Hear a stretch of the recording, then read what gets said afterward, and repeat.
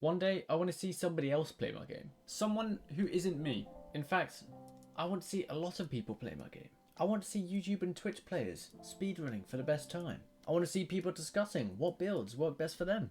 And I want to see people showing off the moves that they perform in the car. Though I can't make anyone play my game. But I can do the best I can to make a good game.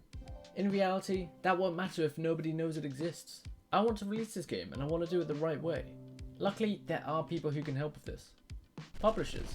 They can help provide some funding to get the last bits your game needs, such as asset packs or sound, and are able to help market the game, getting the word out a little bit further. Even better than that though, they have done this before, so they will be able to help with some great advice. But to get a publisher, you need to pitch your game. So I need to make a pitch deck and I need to make a demo. That's only 2 things to do, so how bad can it be?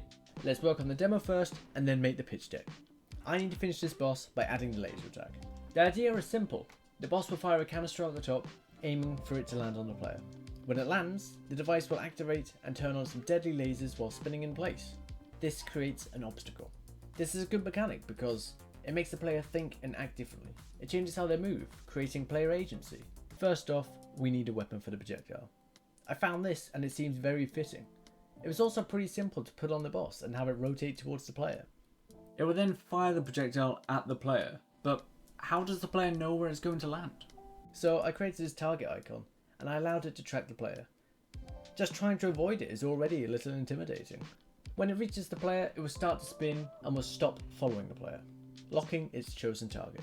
At this point, a fake projectile will launch from the boss and a real one will spawn above the targeting point. I'm doing this so that it will always hit the marked area. Here is the object I made for the lasers to come out of. Once it hits the ground, it will spin and lasers will appeal out the barrels. If the laser hits anything, the thing that it hits will take damage. This could be the player or it could be one of the tractor enemies also present in the boss fight. And with that last boss feature in, we are up to date with the previous milestone work and much closer to finishing a demo. We can already play this from beginning to end. So surely the demo is ready, right? No, don't get me wrong, it's a great place to be, but we only have the basics. It's most of the work done luckily, but now we actually have to make it look nice. Publishers and players need to think that this game looks good from either a 3-second clip or one screenshot. I had taken some screenshots for the pitch deck and I found that the cooler shots were coming from closer to the vehicle. I took these just by moving the camera in the inspector, but it did spin me into a full-blown crisis. Did I make the wrong choice to make it top down? Does it look boring from a top down? Or have I just been looking at it for too long? Have I wasted hours of work on a bad idea? I really went down this rabbit hole and I created a rear view camera and pretty much showed it to everyone I know as I didn't need sleep. I needed answers. The general consensus was that everyone preferred the top down as it would be easier to see the enemies, which makes a lot of sense because in the rear view I can't see behind me. But it is a relief to hear anyway. I didn't waste any time. But they did also agree that the rear view camera did in fact look cooler, which frankly I agree. That's something I thought the whole time. Really, I was just debating if I should follow the rule of cool. The rule of cool being if it's cool, it goes in. Do I go with the cool option or the one that's more functional? I decided that the top down is the best choice as gameplay should come first. But the rear view is really cool, so I included both cameras. Now when you press the button it will toggle between the two, the top down camera and the rear view camera. Nice. Now the game should have the same cool angles that the screenshots have.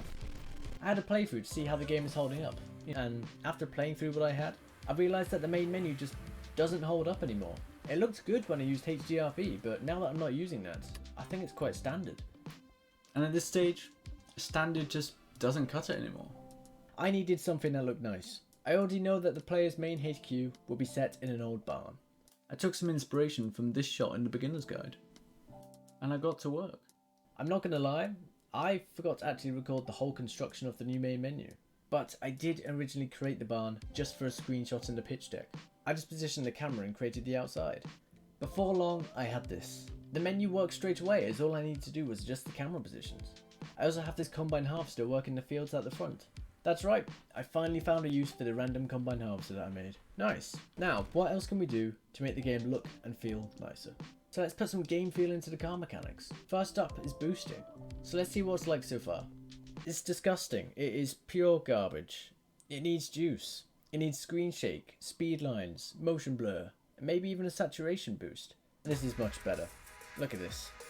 Now let's give getting hit the same treatment. Nice. Now at least when you're getting hit, you'll feel it because it actually has some impact behind it. I've also added a hit stop and a particle effect to play with it. A hit stop is where the game will pause for a fraction of a second, just to give it that sense of impact. Okay, the game is looking somewhat presentable. I've still got to place all the grass in the scene, but you don't want to see me do that. It's quite boring. Let's get ready to pitch. Let's make a pitch deck. A pitch deck is basically a presentation telling the publishers what you're doing, what you need to do it, and why they should trust you to do it. After all, you're a complete stranger to them. Why should they trust me? They don't know me. But how do we do that? How do we gain their trust?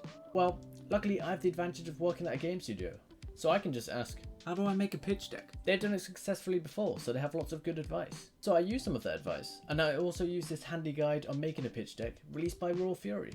Over the course of 2.5 weeks, I came up with this. I feel like it might be a little long, but it does include a lot of pictures and each slide is treated as minimal as possible. Meaning I tried to have as few words on there as I could. I even created this custom background and got a logo commissioned. I think I'm ready for the next big step. Actually taking this to publishers. I have a few in mind already that I think would be a great fit. So make sure to subscribe to see how that goes. And please, let me know what you think of the game. And also the devlog, because I'm really making this up as I go along. So if there's anything you do want to see, please let me know. So I'm going to go grab a coffee now. And with that being said, have a good rest of the day and I'll see you next time.